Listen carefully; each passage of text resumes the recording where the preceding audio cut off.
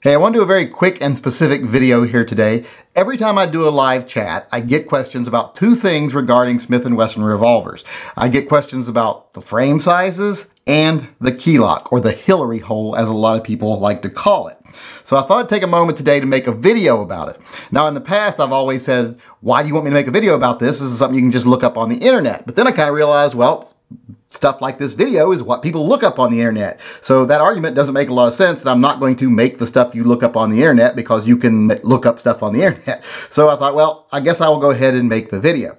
Now, first I want to talk about the frame sizes, and we will start here with the J-frame. The J-frame is their smallest frame. The J-frame holds 5 shots of .38 Special or .357 Magnum. Now, you can get different calibers in different guns, but we're going to stick to the .357 Magnum for comparisons here so that you have a comparison that's equal across the board.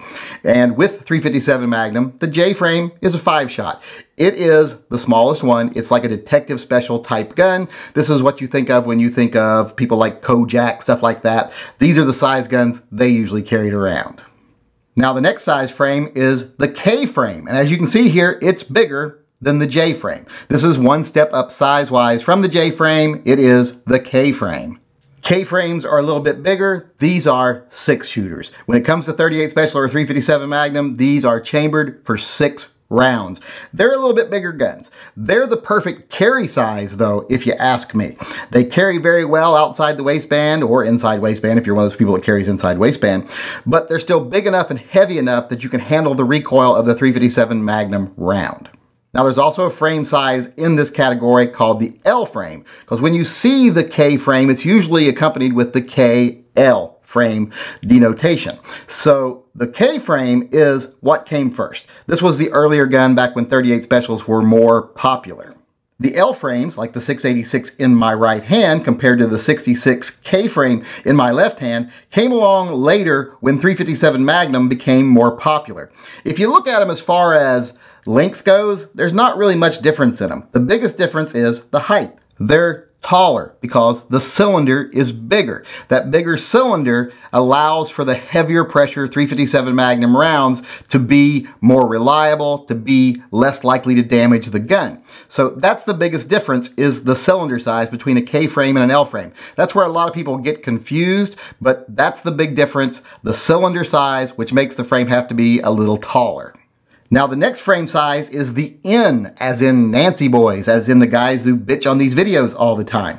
The N frame is larger because it's made for the .44 Magnum. In the .44 Magnum, you usually get 6 rounds in an N frame revolver. Now, when we compare the .357 Magnum caliber, you get 8, like in the 627 here in my right hand, compared to the 6 you get in the 686 in my left hand. So it's a much larger gun with a larger cylinder. This gun gets a little bit difficult to carry. If you're going to carry it, I would carry it outside waistband, and I would probably try to open carry it if I could, because they are kind of large. They're kind of tall, they're kind of long, they're kind of heavy, and they've got a big cylinder to accommodate those 6 rounds of .44 Magnum. So this gun is a little bit on the large side for a carry gun, but people often do it. But you know, this is not the biggest frame. The biggest frame is the next frame, which is the X frame. And as you can see here, the X frame makes the N frame look like a J frame. This thing is gigantic. This is usually chambered in .460 or .500 Magnum. I don't think there's any of these chambered in a .357 Magnum. So we can't do that comparison here. But as you can see, it's just way larger. It makes even the large N frame look tiny. This thing is huge. This isn't something I would want to carry every day. This is something you'd want with you if you were in bear country, like in a chest rig or a leg holster, something you could support the weight really easily with, because this thing is heavy. It's usually, like I said, in the .460 like this model here, or the .500 Magnum like this model here. These are beasts. These are almost novelties. If it wasn't for hiking in bear country, I would see very little use for these, because they are powerhouses. If you want the biggest, baddest revolvers you can get, these are some of them. Okay, now that we've talked about the frame sizes, let's talk about the little key lock, the little Hillary hole here. Now, a lot of people hate these, and I will admit, I don't like them either. Now, they're not deal killers with me. They are deal killers with some people. They will only buy the older guns, like that 66 I showed you earlier that doesn't have one. Well, these are something I don't think is going to go away anytime soon because the same company that owns Smith & Wesson owns the key lock company, I do believe. So they're actually making money by selling products to themselves, probably at a loss, so that they can write it off and not pay taxes. So you never know. But they're probably not going away. So I don't like them, but they don't bother me. They're just a little blemish, and luckily they're right here like under the cylinder release, so they don't bother me too bad. But I would rather they not be there. But they're not a deal killer, like I said. As far as reliability goes, a lot of people don't like them because they're ugly, and I can understand that, and nothing you can do about that. But a lot of people don't like them because they think they're unreliable, and they might engage when they don't want them to. Well, I don't think that's likely to happen. I mean, I've got a lot of experience with revolvers, more than I would guarantee you 99% of the other gun channels out there.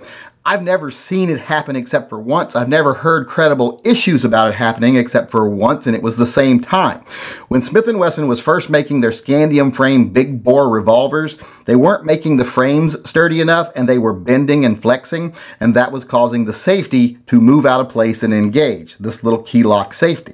But other than that, I've never seen any instances of it happening. I've seen people claim it happened. I've seen people on forums say it happened, but then when you really question them on it, they really don't have a lot of information they can give you. So it makes me think that they made it up. When you ask to see, can we see pictures of the gun? They will show you the same pictures that you can do a reverse search on the internet and find it existed before they ever made their post, and it's probably not their gun. So I've put a lot of effort into trying to find instances of these coming on accidentally or without intention. Never been able to do it other than those scandium frame, big bore revolvers that Smith & Wesson made there for a while, and they fixed that problem. So as far as reliability goes, I don't have any problem with them. As far as looks go, I hate them. As far as the principle of them, I hate them, but they're not a deal killer for me. If they are a deal killer for you, get yourself a good old Smith & Wesson, something with a pin barrel, recessed cylinders, and no lock. You'll be really happy you did, because these are great old guns. Okay, so that answers the questions of what is the differences between the frame sizes, and gives us a little bit of a look into the Hillary hole. I know that sounds disgusting, looking into Hillary's hole, but those are the questions you all asked, so I wanted to answer them.